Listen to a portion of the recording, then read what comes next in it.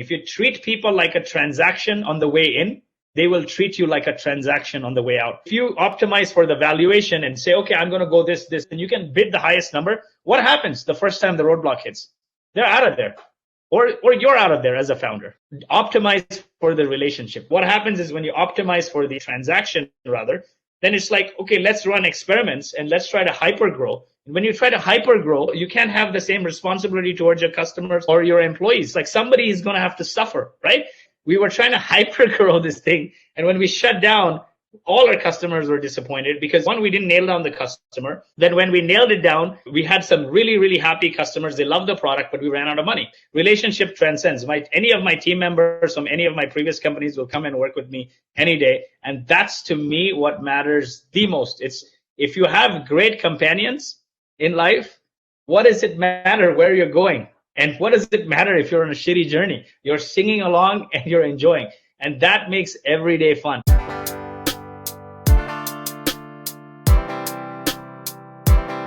I need some traction. You need some traction. Super excited to welcome a good friend of mine and an inspirational founder, Lloyed Lobo, who is a co-founder and president of Boast.ai, a company that is working to streamline and automate access to over 200 billion of global R&D credits and innovation incentives available for the startup. He bootstrapped his company to 10 million ARR and most recently raised a large round. And today he will be sharing with us the art of growth, how he did it, the main principles that he followed. He's joining us from Northern California. Lloyd, how are you today? I'm doing well, Vasil. Always great to be on your events. You always put on a great show. How many people are there? We had over 6,000 people registered. And Lloyd, why don't we just get started and we'll do some Q&A at the end. Awesome. Yeah, so I'm going to give you a quick overview of my background and why what I'm sharing is relevant. But quick summary is I'm an engineer turned product person turned sales and marketer turned founder. And most of what this is today is going to be common sense stuff that I didn't have in my early journey. And I'll share that today. But I'll walk through some experiences that caused me to fail. And generally, this is going to be about the key business fundamentals to get you to grow sustainably. So quick background. After engineering, I work at a number of funded companies. I would say most of them are failures. And when I say failures, meaning just because somebody acquired doesn't mean that they are successes. What that means is if there wasn't a big outcome for everyone, then it's a failure. Automatically, I co-founded, and it was in an accelerator, and it failed. And Speakeasy, I was on the early team of. It was incubated by Bessemer and Salesforce, and I was running product and growth, and that also failed. But the journey of Boast was different. We bootstrapped it to 8 figures in revenue, and recently raised 123 million in funding between our Series A and a follow-on credit facility, and we're growing really fast. And I think this one will be a unicorn. So that's the journey so far. Now, I advise a lot of companies. I angel invest, and of course, being in the Bay Area, and I also run a very large community of founders called Traction. It's got about 95,000 subscribers. And it's a community that Boast started, which I'll tell you about later why and whatnot.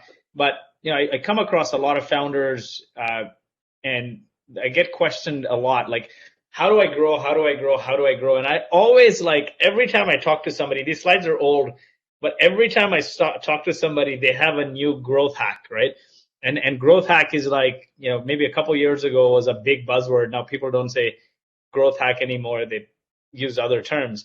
But everyone's looking for this silver bullet is what I'll call it. Like Hotmail got 12 million users in 18 months by adding a snippet at the bottom. And Airbnb jump-started growth by cross-posting on Craigslist. I get asked this a lot, like, what's the latest thing you've heard? I love this Elon Musk quote. This is probably one of the most important advice he shares to entrepreneurs and out there is don't reason with analogy, right? Just because something works for one person doesn't work for me. Like, think about it this way. You can think like, oh, I can go and party because those other people are partying without a mask and they won't get COVID, and so I won't get, right? Like, don't reason with analogy, reason with like fundamentals. Like, I shouldn't have given the COVID example here, but like the reason I brought it up is because I had COVID and I got really, really serious. But when my whole family got it and I didn't make anything out of it, and everyone was fine, and I got hospitalized, and I was fit and used to work out and could do 100 burpees at a stretch. So the bottom line is, just because somebody does something one way, that's not going to work for you. So break things down to first principles. So what is the fundamentals of success? And this sounds so basic, but it is like literally, build something that people want, get them to pay for it, and keep them coming back, right? Like, engagement, revenue, and growth. Grow that cycle over and over again. I wanted to put this slide here because it's been, I would say this is a very expensive slide for me. Very, very expensive slide. It's a multi-million-dollar slide for me. Is oftentimes when you start, you want to jump right into growth, but it's very, very important to understand when you're not ready to grow. And the first thing is, you don't have an ideal customer. People don't come to your product to get a specific job done, right? People recruit products to get a specific job done. If they don't come to get that specific job done, no ideal customer, you're going to fail. I'll give you an example. Speakeasy, $6 million raised, Bessemer, Salesforce, Twilio. We were getting tens of thousands of users. So the premise of Speakeasy was, it was AI for sales. Effectively, that's what we were building. Tied to your calling infrastructure, the mission there was, we help you close more deals faster. How do you do it? Well, we would plug into the sales call, and before the call, help the salesperson prepare. During the call, tell them what to say on the call, and after the call, update the Salesforce, the CRM, and generate the next set of action items. And what had happened was, we started with like no customer development, pretty much, just a thesis that this is going to work. And then we started running mobile ads, and we got tens of thousands of users signing up.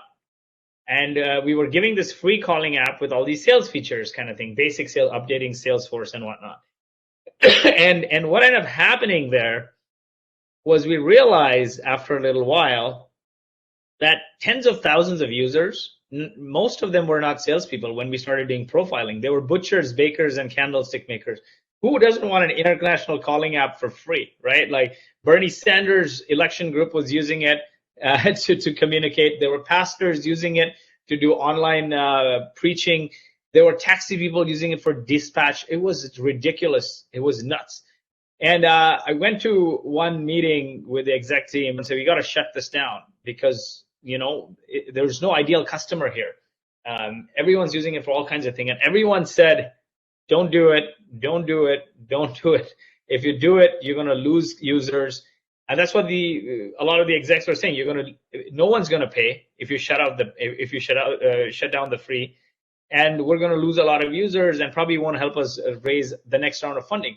So one of the most important lessons here is this: don't do anything for raising money, right? Raising money is the biggest vanity metric. Money is the means to an end. It's not the end. What you need to have is an ideal customer that you have conviction for their problem and you can solve it. That was a very expensive lesson at Speakeasy. By the time we realized that, we took some core actions, we ran out of money and we didn't have any traction to get to the next round of funding. So there, what happened was, we shut down free, we launched paid, and the people that stuck around were salespeople, 300 salespeople. So we did all our customer development on those 300 salespeople, and we leveraged the learnings from that to craft the messaging to reach out to more and more salespeople and sales managers.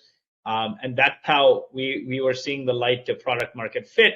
And I felt we were almost there, but we didn't have enough traction to raise the next round of funding. This was 2015-ish, 2015, 16. The second thing is, you have poor retention. People don't keep coming back to your product anytime they want to get that job done. And what that means is, you have no ideal customer, meaning a customer sees your messaging, it resonates with them, and they come to your product. Poor retention, meaning they don't keep coming back to your product every time they have that need. So these are the two core fundamental things you need to have before you grow. So now you're ready to grow. What do? I think the first step and the most important step which people don't set is working backwards from a big goal. Like you gotta set an aggressive goal and then work backwards from that, right? It's like, what do I need to do today? And do a little better every day, every week, every month. So it compounds and you hit that goal, right? I threw that number there because we ran a conference and we had a goal to sell $250,000 in tickets in 3 months, and I was amazed that we actually blew through that goal. So just throw some aggressive goal and work backwards. Another example is, like I said, Boast runs a large community called Traction. Last year I had Noah Kagan on our Traction webinars. At Traction, we do 2 webinars a week. We do monthly dinners. We do a big conference, and it's a nonprofit community. And last year I had Noah Kagan, and he challenged me to get to like 100,000 subscribers kind of thing. And so it's like, okay, what actions could I take to get to 100,000 subscribers? We didn't quite get there, but we got close. We added a lot of subscribers. We got a little over 90,000 subscribers. The second thing, and this is probably, you'll hear this key theme multiple times. Start by serving one audience exceptionally well with one product or service. We're interviewing right now. We're scaling the team at Boast. Have 50 open positions on the team, from product to marketing to project management, etc. And as we talk to more and more people, I keep, you get ideas from others on what you should do as a business. And what I keep hearing over and over again is like, hey, why don't you add those other things or do those things? And generally, the more you talk to people, they'll give you new ideas. But what I've learned from some really successful entrepreneurs is focus is the most important thing. If you can stretch your market and you haven't tapped your market, your immediate target market to the max or close to the max, then why do other things, right? Getting the way to raise your next round of funding, especially if you're a seed stage company, is serve one kind of customer coming to you for one kind of product or service through one kind of channel. Like that consistently is the key. Doing that consistently well is the key, right? And I'll give you another example here where going back to that speakeasy, we had all kinds of customers, and we have all kinds of customers. You go crazy. Like, what am I going to do? Right? Every customer drags you in 3 different directions. And if you're a smallish team, you don't have the option, right? You're like, I'm distracted. And when I say, like, just nail down, like, who is that customer exactly? Is that customer a sales rep in an enterprise technology company? Is that a sales rep in an enterprise CPG company? And like define everything, like the size of the company, the geography, the title, like nail it down. What are the jobs they're trying to do? Under each key job, like what is the outcome they want? Customers want an outcome. What is the outcome they want? What are the tasks they perform to get to that outcome? Which is what I'm saying here is, how do they do those jobs today? What are the unnecessary tasks in there? Eliminate that. And what does the delighted state look like? Effectively, what I'm saying is, when you're doing this exercise, you need to understand your customer, your buyer, and understand where they eat, breathe, drink, sleep. And if you nail and you're focused on one customer, you can dominate the sphere around them, right? You can completely influence that. So I'll give you the example with Boast. At Boast, when we started, our mission was to help innovative companies be successful. Now that sounds like, oh, everyone says that. And if you want to look at a company's true DNA, you shouldn't look at what they say, but you should look at their actions. And as failed founders, what we did, one of the first things we did was we started doing pizza nights, bringing people together to learn from each other. That today evolved into Traction, which is a massive community of 90,000 people. Because we don't want to make money from conference, that's not our business. Our business is, our vision is to automate access to innovation incentives and non-dilutive capital, so businesses, our customer base, can grow and fuel their growth without the red tape and without giving up equity, right? And so we started this community because as founders, our buyer, they need more than just R&D incentives and government incentives for product development. They need things like growing, hiring, scaling, growth marketing, all of this stuff. So we started doing these pizza nights, and we were like, we'll learn too. And those pizza nights evolved, and then we partnered with a nonprofit to build it into a big community. And I'll share later on, a lot of our growth has come from sort of community-driven BD or community management more than anything else kind of thing, right? All our partnerships, all our relationships, even our investors, we met through that. So it's very important to nail your focus, because you can be a leader when you focus on one thing. It's very tough to be a leader in 10 different things. So I'll give you an example here from the other company I mentioned that I founded. So Automatically was before Speakeasy. Automatically, the premise there was AI for customer service. We had this thesis that customer service agents are inundated. This is 2012 to 2014. Customer service agents are inundated by queries. They get so many queries they can't respond. And so if we build a bot that could respond like a real human, we'd be onto a great business. Today, that's Intercom. That's amazing, right? They're doing well. That failed. So when we did some early tests on JetBlue on Twitter, we were able to respond like at 80, 90% accuracy, almost like a real human. And so Automatically was born. We're like, Automatically, intelligently respond to your customers like a real human. My first step was doing customer development. I always knew this is how customer development fails, by the way, and I'm giving you that exercise. Like any new feature or product, you have to do customer development, new market, anything that you're trying to add, you got to do customer development. So you see, with Automatically, we did the test on JetBlue on Twitter. We're like, okay, let's find all these customers like JetBlue. So we nailed 2 markets here, ideal customer profile. The head of customer service in enterprise technology companies like the Oracles and whatnot, and the head of customer service in enterprise CPG companies like your Pepsis and Coca-Colas and whatnot. And what we did was we just did an exercise like this. Basically, this MPA is really like an ICE score. Like, what is the market size? What is their propensity to pay? What is the ease of access, right? And so we're like, okay, the CPG market is 5 because it's bigger. Both of them have deep pockets, but like it's easier to access enterprise tech versus CPG. So then I used Amazon Mechanical Turk, didn't have money at the time, and you put hits for people to build email addresses. And I got 1,000 contacts on each, emailed them, reached out to them on LinkedIn, and basically wanted to come up with like sort of a conversion rate, like what is the conversion rate, right? And I think like for every 1,000 we reached out to contacts, we'd get like 10 calls. And we talked to hundreds of people through that. And through that exercise, what we realized there was, there's a market here. We would ask the simple email, we'd send the simple email saying, hey, you're a leader in the customer service space. I'm an entrepreneur.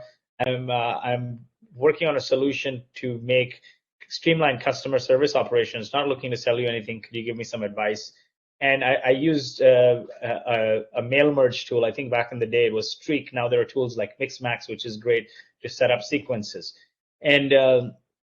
And we'd get calls, and they'd go through their problem. Yeah, our customer service agents are inundated. I'd start with a question like, have you ever been in a situation where you experienced XYZ?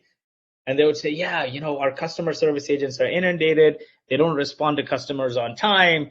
And then the customers abuse them. Then it goes to online, and then it goes on social. They tag our CEO, and it's just a nightmare, right? And then I always end with the question, and which is very common. This is like started by Steve Blank, customer development interviews process, is if you had a magic wand, how would you fix it? How would you solve it, right? And they would almost always say, if I had a magic wand, I would have a bot that would respond automatically. Phenomenal. And through that exercise, of course, we were not going to build a customer service software. We just wanted to build an application, right? This is the key thing. What is the one small pain point you want to solve? Is that pain point impacting a large market? And can you have the minimum feature set to solve that pain point? And so we'd ask all of them what tools they would use. Almost everyone was using like a very enterprise solution for customer service, like Oracle. So when we reached out to Oracle and we said, hey, can we do an integration? They had a huge security review process. to get in their marketplace and are like, this is going to be the death of us. Like, this is game over. So at the same time, Zendesk was doing their conference, their Zendesk conference. I ran their corner to the API guy, built a relationship, and they were like, yeah, fine, just drop this app in our marketplace. Failure. Why did we fail? We launched this app in Zendesk marketplace. Great name automatically. So it starts with an A. It's at the top of the marketplace. Simple message. Automatically respond to your customer queries like a real human, right? We got thousands of people downloading it. And what was happening was the queries were not accurate, right? So the responses were not accurate. They're getting queries and we were responding with gibberish. And they're like, stop, you're responding with gibberish. So we made it editor approved, like your now LinkedIn does it and Intercom does it and all these chatbots do it. But back then we did the same thing. Is like we'd surface a response to the agent and they could edit or just click it and approve it. And then the feedback we got was, man, it's still like so inaccurate. And then we realized we did all this customer development focused on the large enterprise market, but we really didn't do customer development on Zendesk market. And Zendesk at the time in 2013-14 had a lot of small customers, very small, like, sort of like 10, 20, 30-person teams. And the bulk of them didn't have enough data. So we couldn't apply the technology to respond like a real human. The algorithms wouldn't work. And so that was an expensive lesson and we shut down. So this is the key thing. Like, customers come to your product for an outcome, not a technology, right? So make sure you're delivering that outcome. And at Boast today, our customers are looking for an outcome in the sense they want a check from the government. And our goal is to get them that check without hassle. If I knew then what I knew today, I'd create like a decision tree and ask customers what are the 10 most common questions and just optimize for that and then keep adding to it. But we didn't know, and then we ended up shutting down the company. So that tells you, like, focus is so important. The next thing is, the simple, not much to it. Whenever you have the opportunity and people love what they're hearing from you on these customer development calls, you ask them, like, would you be interested in piloting with this with us? And then put them on your pilot list. And again, add them on LinkedIn, respond to them, share updates with them on social, email them updates, build a relationship. Because you may build this list of 1,000 people eventually through customer development, and they're all good people for your beta, but if you don't keep them updated in a personalized way, they'll go dormant, right? 3 months later or whatever when you launch. And then always ask that question is, how much would you pay for it? At Boast, we started charging from day one. The way we built Boast was we started as a consulting operations. My co-founder worked at KPMG, and he knew it's a multi-billion-dollar market automating these tax credits. And he's like, let's do it manually for people. We'll understand the workflow, and then we'll build the technology to automate it. And then, we got to millions in revenue. And then, as founders, one of the key things you de-risk is, like, how do you get customers and how do you keep customers? Like, do it manually. When customers pay you, you can use that money to build the technology and you'll get better and better. And that's another way to do it. But regardless, especially if you're in B2B SaaS, charging for it, validating your idea by charging for it is very important, because people don't pay for it. How do you know they're serious? This is, again, back to focus, right? Peter Thiel, like, if you can nail a single distribution channel, you have a great business. If you try 100 things and you don't nail one, you're going to fail. This is another key learning. At Speakeasy, Hiten Shah, who everyone knows, one of the top growth folks, Kissmetrics founder, he was an advisor at Speakeasy. And he came for an advisory meeting and he asked me, he's like, hey, what does your marketing plan look like? I had one slide like this with, like, we have a PR firm engaged. We're investing in paid, and we're doing some SEO and, like, content. I had like descriptions for everything. And, like, he turned red in the face and he's like, this is the marketing shit list. He's like, just take this slide and burn it. Just burn down your slides. And he's like, I don't want to hear this. He's like, focus on one thing. He's like, from everything you're doing, what is getting you meetings? What is getting you conversations? What is getting you some traction? And I said, literally outbound outreach, sales, like cold emailing people and doing meetings with them. But I'm like, it's not like working at a scale that I want. And he's like, how many emails you're sending a day? I'm like, we're sending like 50 emails a day. He's like, send 5,000 emails a day. Jam more data. Focus on that, nail it. If 2 people are responding, multiply that by 5,000. And then I realized the value of that. So the two things we didn't focus on at Speakeasy was focus on the customer and focus on the channel, right? And so at Boast, if you look at it, we got to over 8 figures in revenue just by one channel, is community. We knew we had passion for the mission, which is help innovative companies become successful. We build a community. Now, yes, we have 4 salespeople, but our salespeople are behaving like their titles are business development, but they behave more like community managers. They try to understand the customer. And like if a customer is not ready for a service, it's like, okay, you know what else you're looking for that I can help you with? Because we do events, we have all these partnerships to incubators, accelerators. So really like community-driven sales is what we did, right? Our salespeople are more like community managers is what I would call them. And that's been great. And now it's like, okay, now we're looking at let's test paid and let's do PR because we do fundraising. We're adding on. But I think this community-driven BD sales model is not going to go. We're going to just scale that, right? And then everything else sort of feeds in to support that. But early days, like the focus is very important. This is from the Traction book that Justin Maris wrote, is nail down a few channels and prioritize, split test, and double down on what works. It's like simple. Like you have a hypothesis, you find contacts, and then you reach out. So for example, it starts with the ideal customer profile. Let's say you're going to say, I want to run ads. Well, identify, tens of thousands of people that you want to reach out to, or even 1,000. Start with 1,000. Use something like Zoom Info to get their emails. Or if you don't have the money, use like Amazon Mechanical Turk and scrape it. And then you can do human outreach, right? Like email outreach to see if the message is resonating. And then you can upload those people on LinkedIn to run LinkedIn ads to see if the message is resonating. And now you can use tools like Clearbit Advertise to profile those 1,000 people and even upload it onto Facebook and run ads to the same people to see if that message is resonating. So you can do like a multi-channel on the same ICP and see which channel is hitting and then double down on what works.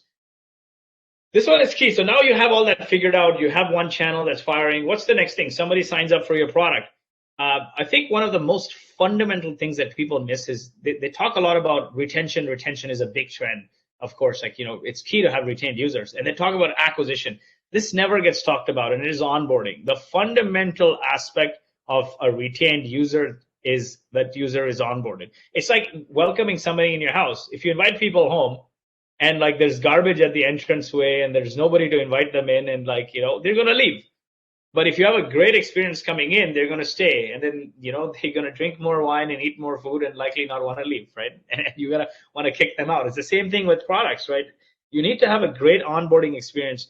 There's a leading indicator and a lagging indicator to everything, right? A sign up is a lagging indicator for messaging and traffic.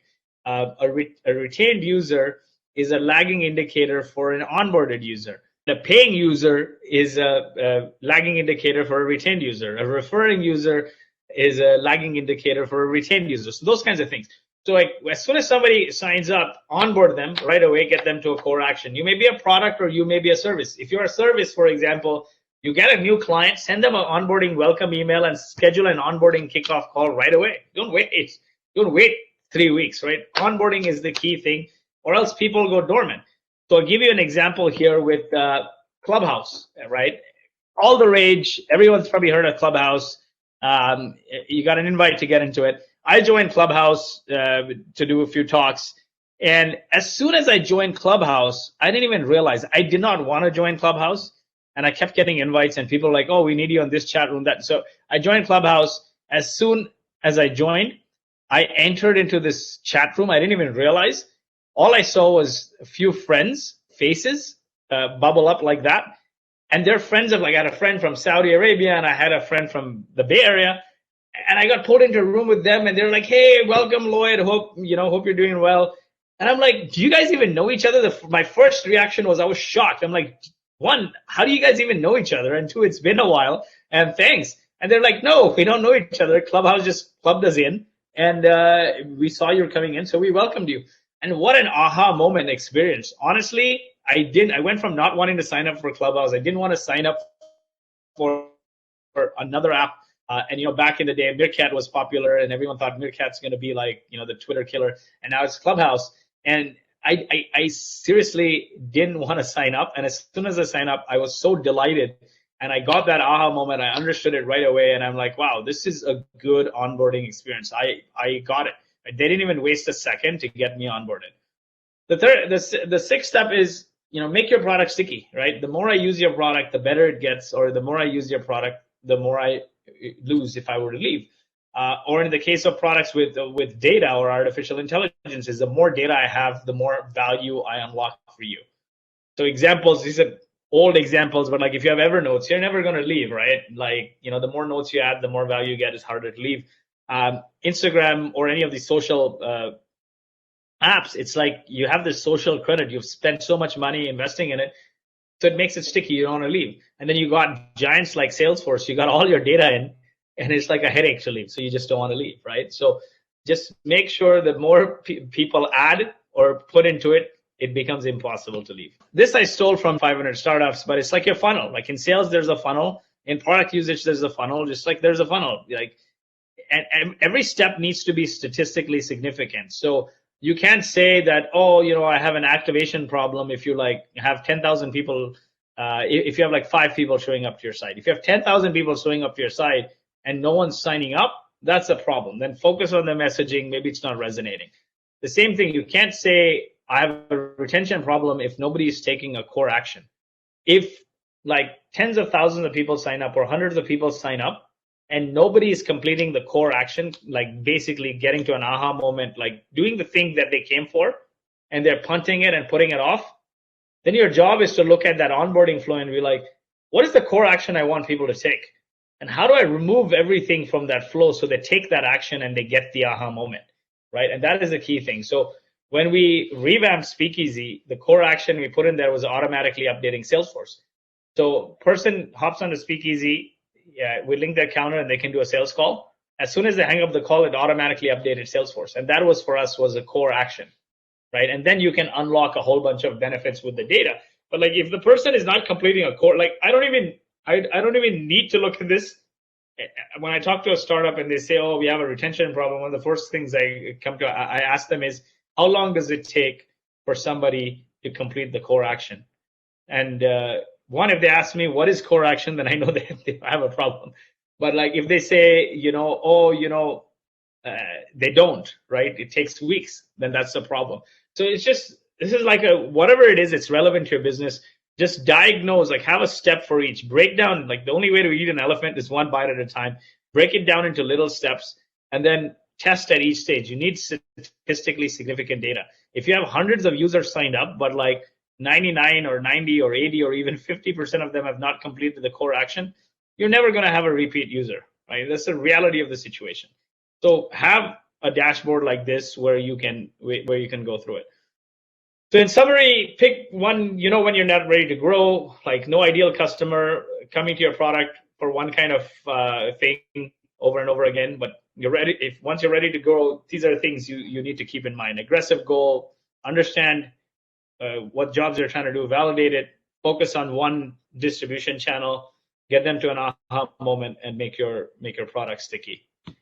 And the last thing I'll say, and this is important, is fundraising is a vanity metric. Don't focus on funding.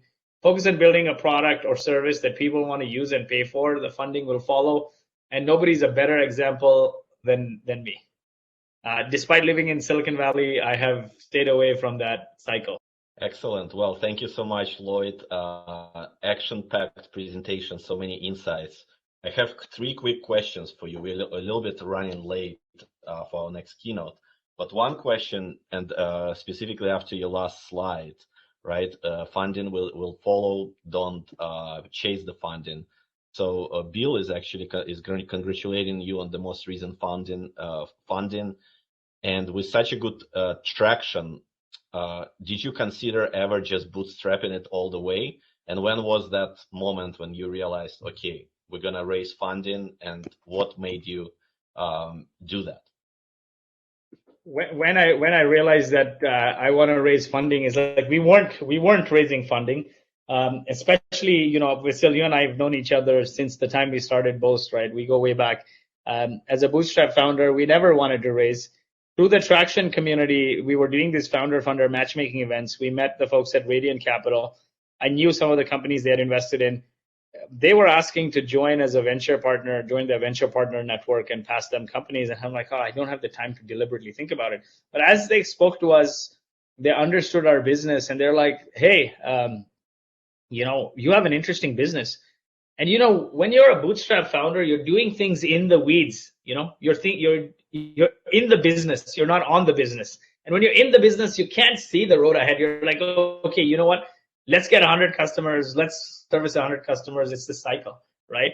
And that was the hard part. And they're like, hey man, wake up and smell the coffee here. Like there's a massive market you're tackling, and like just own it, right? And then we got to know them. And for me, one of the key things was I've been a part of venture-backed companies, and for Alex, my co-founder as well, is having been a part of venture-backed companies, we don't want to do this hustle porn and work people to 100 hours a week and burn them out, right? Sustainable growth was very important. So it's like, can we, and the second thing is, are we at a point in our life where if we put $1, it'll turn into 3 or 4? And we could answer those two questions. It's like, if we bring on an investor, are they going to send us on a goose chase? And two, do we have product market fit where we put like $1 and it goes to 4, right? And those were the things that enabled me to agree on like raising or not raising. And that's the fundamental. And this is what I'm sharing today. People will say growth hacking and growth and product development, customer. This is fundamentals of business, right? Like if you can pour 1 in and get 4 or 3 out, do it. What happens in Silicon Valley is this. There's a couple of things that happen here. We've glorified. So when you have an idea, you go and raise a pre-seed round. Then you have some early customer validation and you want to build an MVP, then you raise a seed round. Then you figure out a channel and then you raise an A round. Then you want to scale to the next channel, scale this channel and figure out another channel, then you raise B. We're basically experimenting with other people's money. Because I've been a part of 3 or 4 such experiments, and I'm 40, my wife is like, Lloyd, you don't have another few swings at the bat here, right? Basically you made no money. So you better think wisely what you want to do here, because with another failure, you're going back on the job market, right? And so we had to be very methodical in how we thought about things. The second thing is responsibility towards the team. When we started the company, I'll never forget this. Alex was working at a Big 4 accounting firm, and he said, this industry is broken, we should fix it. What had happened was my previous company, the boss one day, the CEO, when I say boss, I was running marketing and sales, and I would work till 8, 9 in the office all the time. And one week I was going home at 6 because my parents were in town and they live in Toronto, and I hadn't seen them in ages. And I started going home at 6, and I get this email saying, hey, I used to like it when you're in the office till 8 or 9. Why are you going home at 6? Your wife's a doctor and she's working crazy hours. So what do you need to go home for? And I called Alex that day, and I kid you not, I cried. I said, Alex, I will start the company. I will go on EI. I'll do everything I can, but I want to build a company that I want to work for. And that is fundamentally very, very important to us. Passion for the mission, your passion, and you call it passion, conviction, whatever that, and relationships transcend companies. And so I felt like we have a responsibility to our employees. If we go and raise money from anybody and we are on this hamster cycle, we're going to choke the employees and destroy the promise we make. You make a brand promise as a company to your customers, right? Our brand promise is we get you more money faster for less time and risk. You make a brand promise to your employees also, right? The way to build a company is you hire, inspire, and motivate people to deliver. Deliver is the lagging indicator of the former. If you're just hiring people to deliver, that is, you run a sweatshop, right? No problem. But if you find people and treat them right and help them become successful in their career, they will treat your business right and help your business grow. And so that was very important too, is like not working 24/7, having this burnout. I don't care about the hype cycle. In a lot of people say, oh, founders need to think bigger, aim for $1 billion. You got to look at the stats. Like, what is the reality of the situation? How many companies actually become unicorns and whatnot? What matters is you have conviction for your customer, and you're solving a big problem, and you're making sure everyone along the ride is happy. It's not, everyone says, oh, it's not the destination, it's the journey. It's neither the journey, nor it's the destination. It's the companion. If the people along with you are happy and pumped and excited, you're going to be pumped and excited, and you can have even the shittiest journey, and you'll get through it, and you'll get to a destination, and you'll be happy. And so that matters a lot, and that defines who you raise money for. So I'll give you the example of why we took money from Radiant Capital. So one of the people we took advice from was Martin at Applyboard. Applyboard is worth $1.5 billion. If you look back a few years, that company probably wouldn't exist. They're disrupting the education space, and they've raised multiple rounds, $1.5 billion. I called him and I'm like, hey, Chris has invested in your company. When he had invested, he was not with Radiant Capital. What do you think of him? And he's like, if you're asking about Chris and the funds you want to take money from, I'm going to tell you in 5 minutes, take the money. We can spend the next 30 minutes shooting the shit. And he's like, I'll tell you why. Don't optimize for the brand, because raising money is like a marriage. You have a marriage with your co-founder. It's the same thing. You're going to have a marriage with the partners and the fund for a very long time. And he's like, last year when the pandemic hit, I needed money for the next round of funding. And a lot of investors were early in us, they backed out because pandemic hit. And there was a select few investors that I called on a Saturday saying, hey, if you don't wire me money, I can't close the round and I'm going to shut down. And he's like, I was crying thinking of what I'm going to tell my employees to lay them off. And he's like, I called Chris on a Saturday, personally wired me the money on Monday. And he's like, how can I tell you not to take that guy's money? And that is important. Optimize for the relation. And you know what? Honestly, a lot of us, especially in Silicon Valley, we optimize for valuation. Remember one thing, if you treat people like a transaction on the way in, they will treat you like a transaction on the way out. There is no other way to say this better. If you optimize for the valuation and say, okay, I'm going to go this, and you can bid the highest number, what happens the first time the roadblock hits? They're out of there. Or you're out of there as a founder, right? As an executive. Optimize for the relationship. What happens when you optimize for the relationship? They work with you through it. These guys knew that we bootstrapped the company. They're helping us with the CTO find. They're helping us with all these decisions, which I've been a part of other funded companies and seen boards and whatnot. So I know what it's like, right? You need to know what you want as a founder.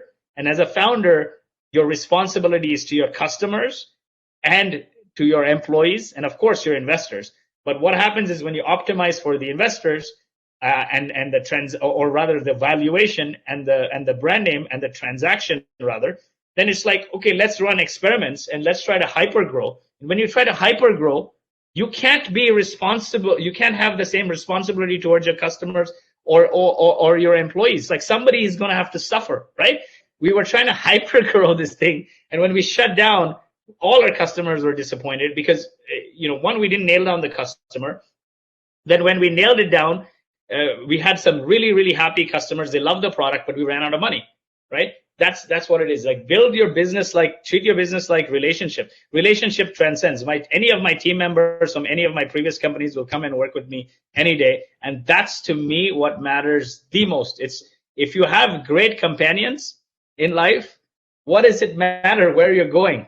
And what does it matter if you're on a shitty journey? You're singing along and you're enjoying. And that makes every day fun. What does it matter if you have like this big goal? I want to get to $1 billion company, but you're surrounded by toxic, shitty people who are like driving you on a transactional number. You're not going to have fun. Lloyd, I absolutely love it. Optimizing for relationships. I want to share one thing, and as founders, it's important to realize, and this is kind of important and ties to this.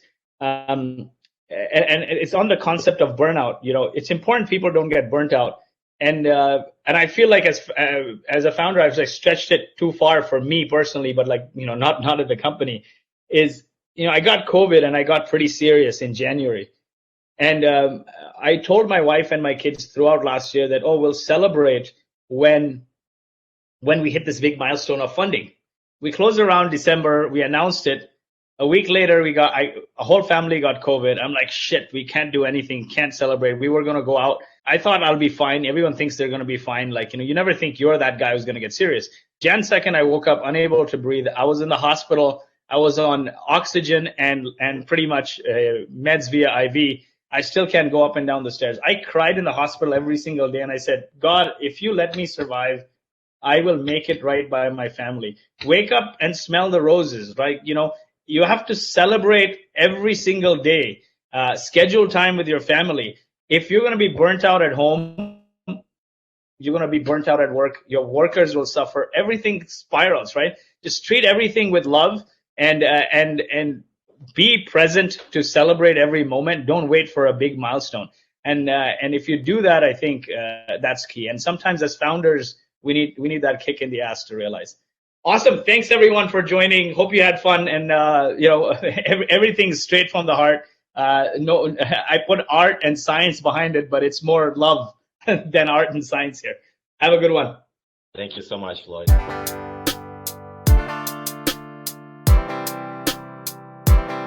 I need some traction.